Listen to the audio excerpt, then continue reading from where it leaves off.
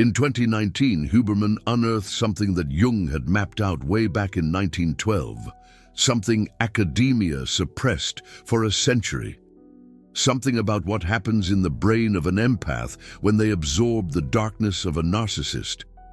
And what he discovered is terrifying because this isn't about damage, it's about transformation. A neurological metamorphosis that Jung called shadow integration, and that Huberman validated with neuroimaging. But here's the secret. No one tells you. When an empath absorbs narcissistic darkness, they don't just become weaker, they become something completely different. Something Jung warned about, and that modern neuroscience has finally proven. You've probably felt this. If you're an empath, and you've spent any time around a narcissist, you know you've absorbed something heavy, something dark, something that wasn't yours. And for years, you've been told this was toxicity, that this was trauma, that you needed to heal and go back to who you were before. But Jung knew that was a lie, because you can't go back. The transformation has already happened, and Huberman proved it in the lab. He showed that when empaths undergo prolonged exposure to narcissistic behavior, something happens in the brain that science can barely explain. A complete reconfiguration of the limbic system, a forced shadow integration, and the result isn't damage, it's evolution. A dangerous evolution. An evolution that changes who you are at the deepest level. And here's the promise I'm going to make to you in the next few minutes. I'm going to reveal exactly what Jung discovered about this transformation. I'm going to show you the Huberman studies that prove it neurologically, and I'm going to give you the hybrid protocol that unites the two. The protocol that allows you to consciously integrate the darkness you've absorbed, instead of being consumed by it. Because the truth is this. When an empath absorbs the darkness of a narcissist, they gain access to their own shadow. And if they know how to process it, they become more powerful than any Huberman protocol could do alone. But if they don't know how, they get lost. And that's why academia hides this connection. Because it reveals that trauma and transformation are the same thing. And that pain and power are born from the same place. Let's start with what Jung discovered way back in 1912. He was working with patients who today would be diagnosed as empaths, people with high emotional sensitivity, people who absorbed the emotional states of others without a filter. And he noticed a pattern. When these patients spent time with people Jung called carriers of unintegrated shadow, something happened.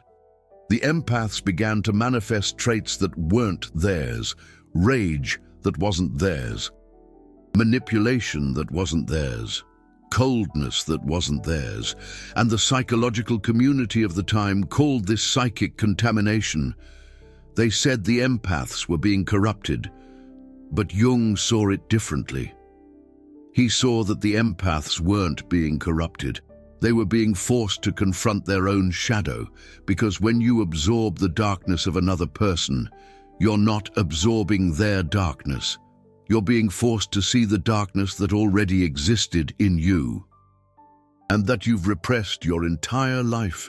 And here's the insight that changed everything.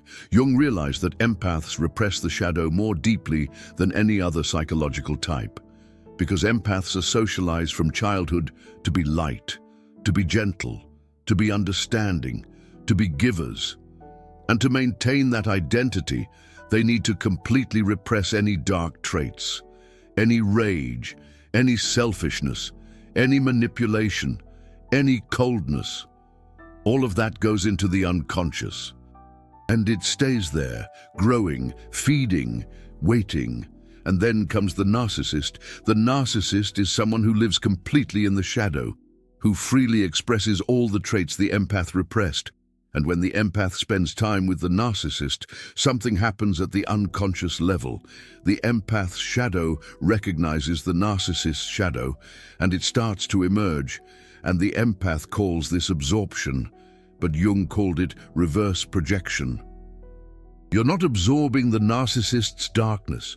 You're projecting your own repressed darkness onto the narcissist, and then reabsorbing it as if it were external. It's a psychological trick the mind plays to allow you to confront what you've repressed without destroying your empath identity. And Jung tested this. In 1913, he did an experiment that almost destroyed him. He called it the confrontation with the unconscious.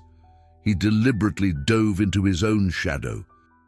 He allowed all the dark traits he had repressed to emerge, and he documented everything in what we now know as the Red Book. And what he discovered was this. When you consciously confront your shadow, when you integrate the traits you've repressed, you don't become evil. You become complete. You gain access to power that was locked in the unconscious. Rage transforms into assertiveness. Manipulation transforms into strategic influence. Coldness transforms into objectivity. Selfishness transforms into healthy self-protection. But there's a problem. This process is terrifying because during the integration, you go through a phase where you no longer know who you are.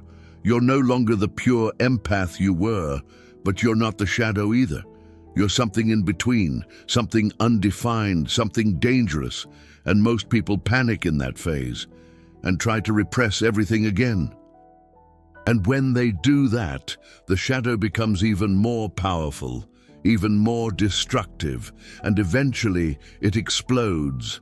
But hold on, because what Huberman discovered in 2019 completely changes how we understand this neurologically. He was studying neuroplasticity and trauma. Specifically, he was looking at what happens in the brains of people who undergo prolonged exposure to abusive behavior. And he found something that shouldn't exist. He found evidence that the brain doesn't respond to narcissistic trauma the same way it responds to other types of trauma. In typical trauma, you see hyperactivation of the amygdala. You see suppression of the prefrontal cortex. You see the brain going into survival mode. But in narcissistic trauma, especially in highly empathic people, you see something different. You see reconfiguration. You see new neural connections being formed between the amygdala and the prefrontal cortex. You see increased activity in what Huberman calls the salience network, the part of the brain responsible for detecting threats and processing complex social information. And you see something even more disturbing. You see that the empathic brain starts to mirror narcissistic neural patterns, as if the brain is learning, as if it's integrating, as if it's transforming. And Huberman was shocked because this wasn't damage, this was adaptation. This was the brain doing exactly what Jung described, forcing shadow integration at a neurological level. The empath's brain was literally building new circuits to process traits that were previously repressed. It was creating neurological capacities that didn't exist before. It was becoming something hybrid, part empath, part something else. And Huberman realized this had massive implications, because it meant that the transformation Jung described wasn't just psychological. It was neurological, it was physical, it was real. And most importantly, it meant that this transformation couldn't be reversed. Once the new neural circuits are formed, they stay. You can learn to regulate them. You can learn to integrate them, but you can't go back to who you were before. The metamorphosis is permanent, but here's where it gets really disturbing. And this is where you'll understand why academia suppressed this connection for decades. Huberman discovered that empaths who underwent this transformation and who learned to consciously integrate the new neural circuits became neurologically superior.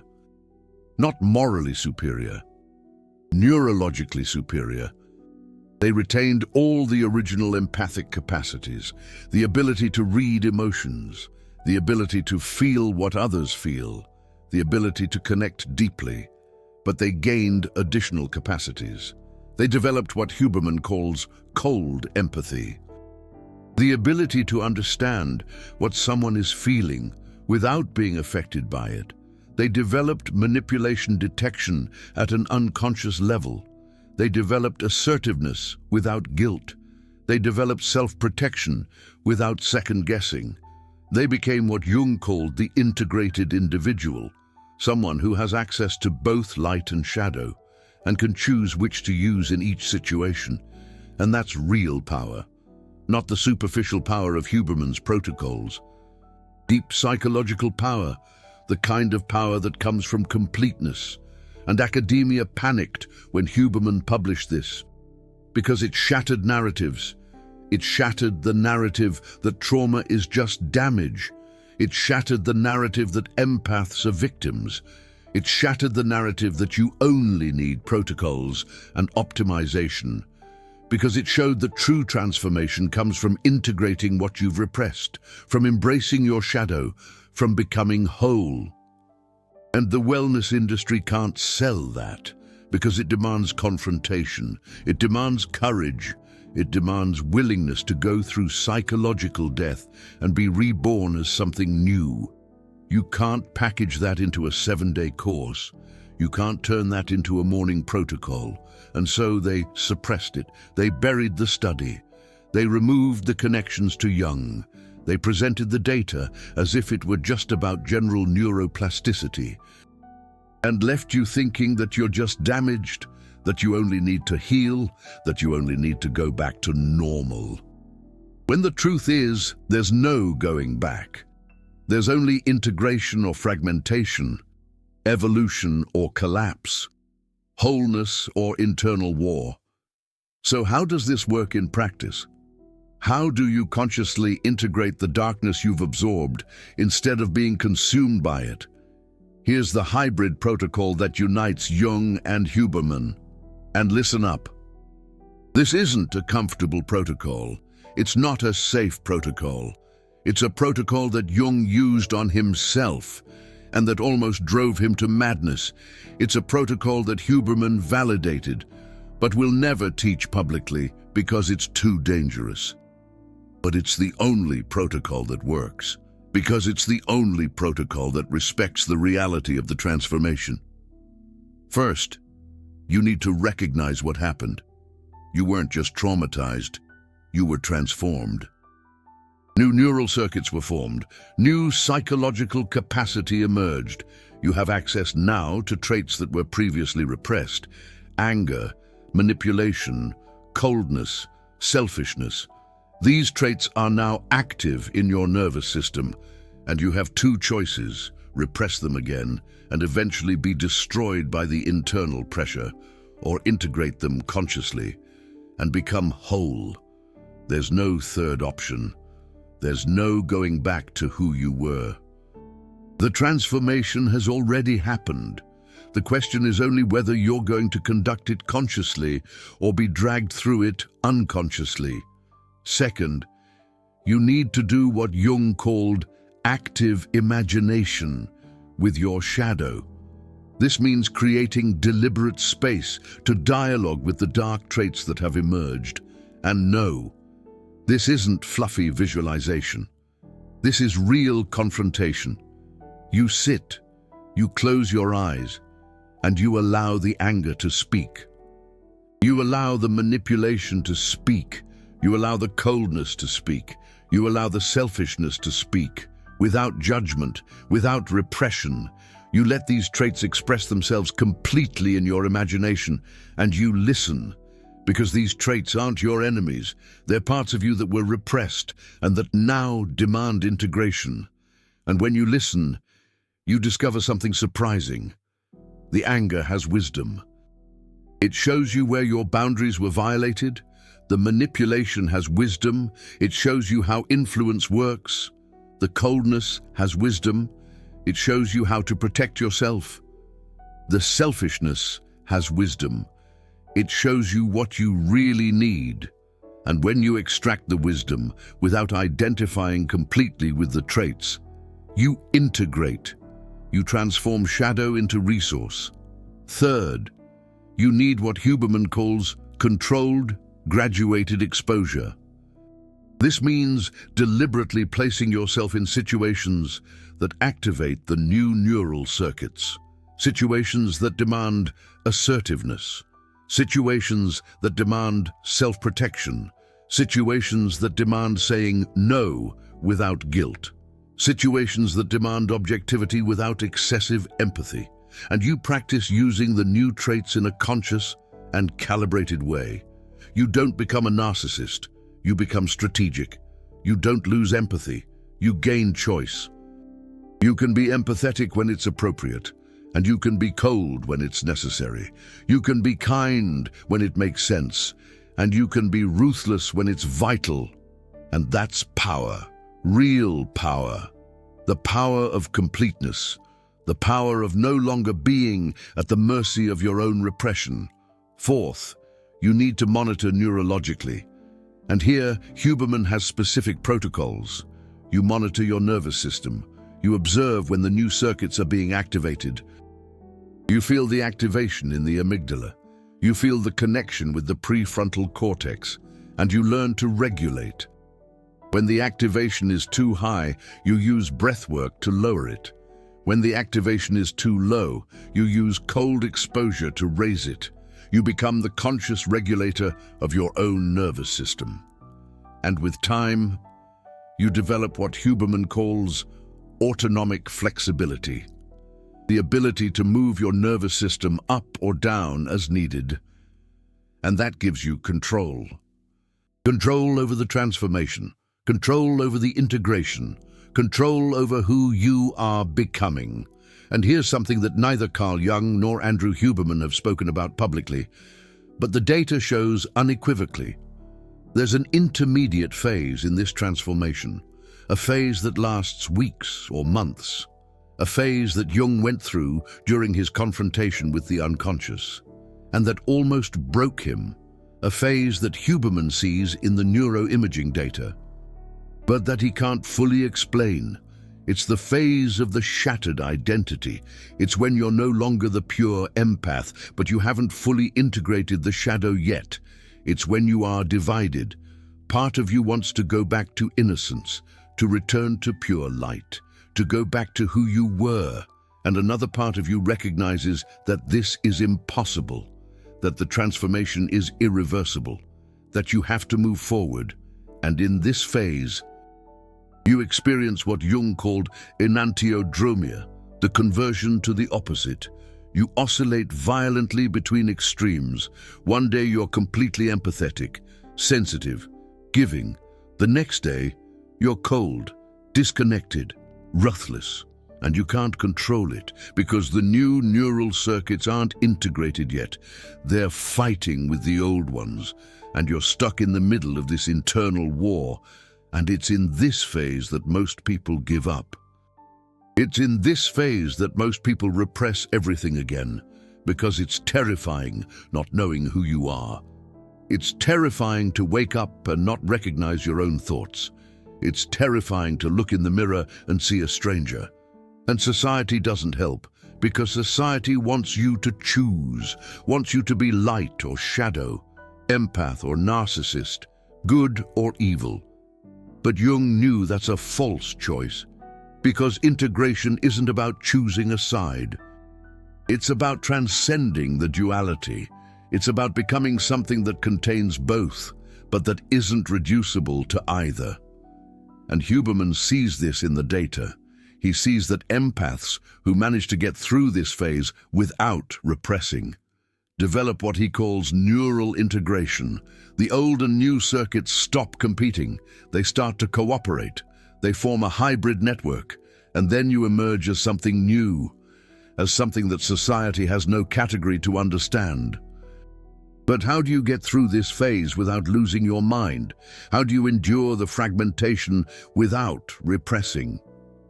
Jung had an answer, and Huberman validated it neurologically, without even knowing it. You need a psychological container. You need an external structure that holds you while you're remaking yourself internally.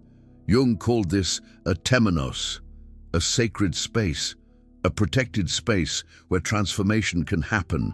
And in practice, this means having people or practices that anchor you while you're floating. It could be a Jungian therapist who understands the process. It could be a group of people who have gone through the same transformation. It could be a daily practice of meditation or journaling that keeps you grounded while everything is changing. What you can't do is try to go through this alone, without any structure, because without a container, transformation becomes chaos, and unintegrated chaos becomes pathology. And Huberman adds something to this. He says that you also need physiological regulation during this phase, because psychological instability creates neurological instability. And neurological instability feeds back into psychological instability. It's a vicious cycle. So you need to stabilize the body, to give space for the mind to reorganize. And that means basic protocols: going to sleep at the same time every day, eating regularly, moving your body daily, exposure to sunlight in the morning. These protocols seem simple, but during the shattered identity phase, they are vital anchors. They keep the nervous system within a functional range, while the brain is reconfiguring. Without this, you enter autonomic dysregulation. And autonomic dysregulation during psychological transformation is like trying to rebuild a house during a hurricane. Technically possible, practically devastating. And there's more. During this intermediate phase, something happens that Jung documented, but that modern science is only beginning to understand. You start having intense dreams, vivid dreams, disturbing dreams, dreams that feel more real than reality. And Jung knew that these dreams aren't random. They're the unconscious processing shadow integration. They're symbols emerging, archetypes rearranging, the psyche reorganizing at the deepest level. And Huberman discovered the neurological correlation. During this phase, you have a massive increase in REM activity. The brain spends more time in REM sleep than normal, because REM is when the brain consolidates emotional experiences. It's when it integrates new information with old structures. It's when it reconstructs narratives. And during shadow integration, the brain needs more REM time, because it's processing an immense amount of repressed material. It's literally reconfiguring decades of memories. It's rewriting who you are. So if you're in this phase, and you're having intense dreams, that's not a sign of pathology. It's a sign that the process is working. It's a sign that integration is happening. And here's Jung's specific protocol. You write down the dreams, all of them, even the fragments, even the ones that don't make sense. And you don't try to interpret them rationally. You dialogue with them using active imagination. You go back into the dream in your imagination and continue the narrative. You ask the symbols what they want. You listen to what the shadow is trying to communicate, and with time, patterns emerge. You start to see the logic of integration. You start to understand what the unconscious is doing, and this gives you a map. It gives you guidance during the chaos. It shows you that the transformation has direction, even when it seems random. And now comes the part that will make everything make sense. Why do some empaths integrate successfully and others collapse? Why do some emerge stronger and others are destroyed? Jung had a theory, and Huberman has proven it neurologically. It has to do with what Jung called ego strength, the strength of the ego. Not the ego in the popular sense, but the ego in the Jungian sense. The conscious structure of the personality, the ability to maintain cohesion under pressure. And Jung discovered that empaths with strong egos can integrate the shadow, because they can contain the opposites without fragmenting.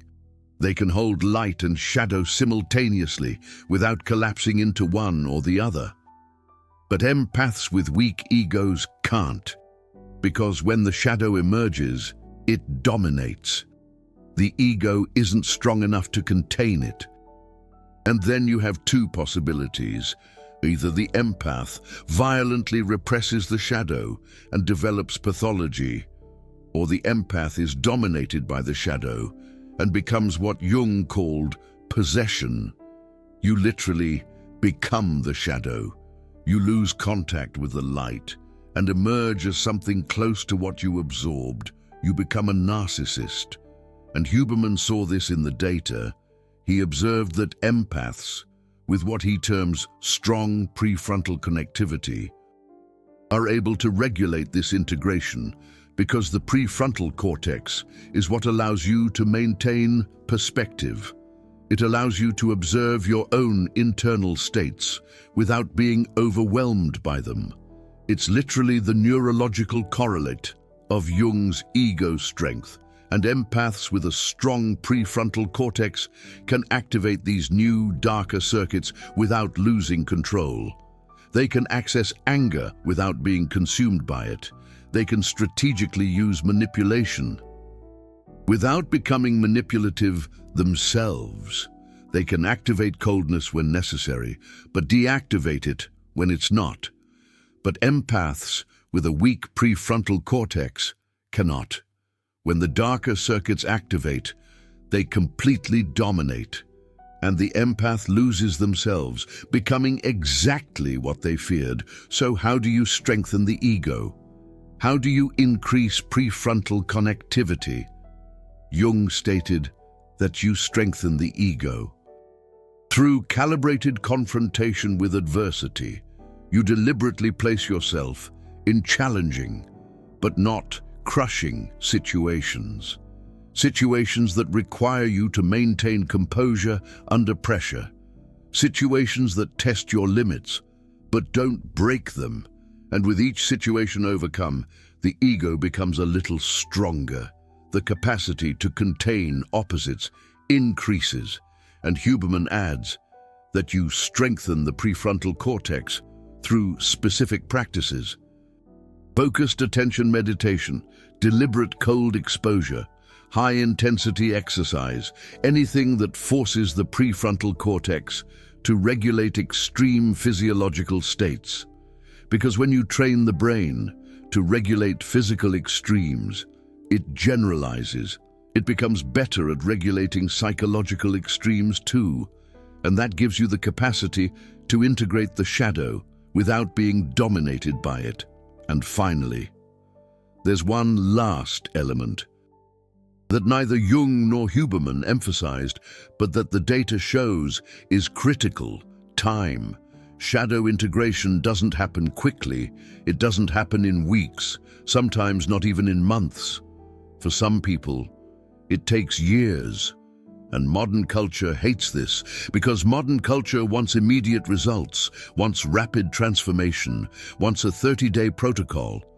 But Jung knew that the psyche operates on a deep timescale. That real transformation requires patience. That integration happens in layers. You integrate one layer of the shadow, you stabilize, and then a deeper layer emerges, and you integrate again. And this process repeats until you reach the core, until you integrate the primordial shadow, the shadow that was repressed since childhood, and only then is the transformation complete. And Huberman sees this neurologically. He sees that neural reconfiguration happens in waves, not in a straight line. You have periods of intense change, followed by periods of consolidation, and if you try to force it faster than the brain can process, you create instability, you create a risk of collapse. So the real protocol is patience. It's respecting the timing of the transformation. It's trusting that the unconscious knows what it's doing, and it's continuing to practice, continuing to dialogue with the shadow, continuing to use the protocols, day after day, month after month, until one day you wake up and realize you're no longer divided, You're no longer at war with yourself. You are complete, and the transformation, finally, is finished. And here is the ultimate dissolution. When you do this, when you consciously integrate the darkness you've absorbed, when you complete the transformation that Jung mapped out and that Huberman validated, you become something that society has no name for. You're no longer an empath in the traditional sense, but you're also not a narcissist. You're something hybrid. You're someone who has full access to both light and shadow, and who can use both with surgical precision. You become what Jung called a self-realized individual, and what Huberman would call neurologically integrated. And when you reach that point, something changes completely. People can feel it. They don't know what it is. But they feel that you're different, that you see through them, that you cannot be manipulated, that you cannot be controlled, that you are complete. And narcissists flee from you because you're no longer a source of energy. You're a mirror. You reflect back their own shadow, and they cannot bear it. And genuine people are drawn to you because completeness attracts completeness. Integrity recognizes integrity, and you finally understand. The narcissist didn't destroy you. They forced you to evolve. The absorption of darkness wasn't an attack, it was an initiation. And the transformation you underwent wasn't damage, it was metamorphosis. This video has just revealed something that academia has suppressed for a century: the connection between Jung's shadow integration and Huberman's neuroplasticity. The truth that empaths who absorb narcissistic darkness aren't victims, they're candidates. For the deepest transformation, this knowledge comes at a cost. It costs researching Jung's original texts that few read. It costs analyzing Huberman's studies that have been buried. It costs the courage to reveal what the wellness industry wants to hide. The super thanks button down there isn't just financial support. It's you saying, keep revealing what they're hiding. It's you validating that this synthesis between deep psychology and modern neuroscience matters. When you click the golden heart, you fund the next revelation that academia doesn't want to exist. You're not a passive spectator, you're a researcher of truth. Become part of those who understand that transformation and trauma are the same thing, seen from different angles. Comment now. If you're an empath and have absorbed the darkness of a narcissist, write integration. If you recognize that you're undergoing the transformation that Jung and Huberman described, and if you've already completed the metamorphosis, share the exact moment when you realized that you were no longer who you were before. Because how many here have already felt the new neural circuits activating? How many have already realized that they now have access to traits that were previously impossible? The transformation is real. Neuroscience has proven it. Jung mapped it. And now you know.